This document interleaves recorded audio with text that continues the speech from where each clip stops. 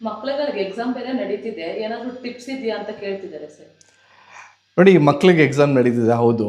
So ಅದಕ್ಕೆ ಏನು ಮಾಡ್ಕೊಬೋದು ಅಂತಂದರೆ, ಒಂದು 3 ಟಿಪ್ಸ್ನ ಕೊಡ್ತೀನಿ. ಮುಖ್ಯವಾಗಿ ಒಂದು ಗಣೇಶನ ಒಂದು ಚಿತ್ರ ಇರುವಂಥದ್ದನ್ನು ಆ ಸ್ಟಡಿ ಟೇಬಲ್ ಮೇಲೆ ಪೇಸ್ಟ್ ಮಾಡ್ಕೊಳ್ಳೋದ್ರಿಂದನೂ ಕೂಡ ಆ ಕಾನ್ಸಂಟ್ರೇಷನ್ ಇಂಪ್ರೂವ್ ಆಗುತ್ತೆ. ಯಾಕಂದರೆ ನಿಮ್ಗೆಲ್ಲರಿಗೂ ಗೊತ್ತು, ಆ ವಿದ್ಯಾಕಾರಕ ಬಂದು ಆ ವಿಘ್ನೇಶ್ವರನೇ.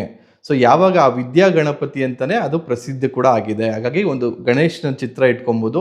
ಅಥವಾ ನೀವು ಮಕ್ಕಳು ಓದೋವಂಥ ಜಾಗದಲ್ಲಿ ಒಂದು ಲೋಟದಲ್ಲಿ ಒಂದು ನಿಂಬೆಹಣ್ಣು ಹಾಕಿಡೋದ್ರಿಂದ ಯಾವುದೇ ಥರ ನೆಗೆಟಿವಿಟಿ ಅವ್ರಿಗೆ ಅಟ್ರ್ಯಾಕ್ಟ್ ಆಗಲ್ಲ. ಸೊ ಓದೋವಂಥ ಸಮಯದಲ್ಲಿ ಡೈವರ್ಷನ್ ಕೂಡ ಆಗೋದಿಲ್ಲ. ಮತ್ತು ಒಂದು ಸ್ವಿಚ್ ಕೋಡ್ ಈಗೇನು ಸ್ಕ್ರೀನ್ ಮೇಲೆ ಬರ್ತಾ ಇದೆ, ಆ ಸ್ವಿಚ್ ಕೋಡನ್ನು ಅವರ ಎಡಗಡೆ ದೇಹದ ಭಾಗದ ಮೇಲೆ ಬರೆಯೋದ್ರಿಂದ ಕೂಡ ಎಕ್ಸಾಮಲ್ಲಿ ತುಂಬ ಚೆನ್ನಾಗಿ ಮಾಡ್ತಾರೆ. ಈ 3 ಟಿಪ್ಸ್ನ ಫಾಲೋ ಮಾಡ್ಕೊಳ್ಳಿ, ಭಾಳ ಅನುಕೂಲ ಆಗುತ್ತೆ. Thank you.